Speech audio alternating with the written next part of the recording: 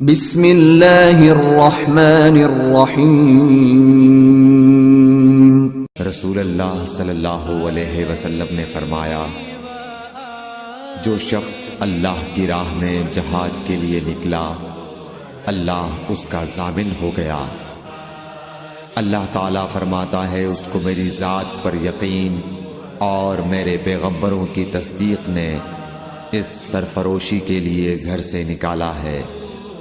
میں اس بات کا ضامن ہوں کہ یا تو اس کو واپس کر دوں ثواب اور مال غنیمت کے ساتھ، یا شہید ہونے کے بعد جنت میں داخل کر دوں۔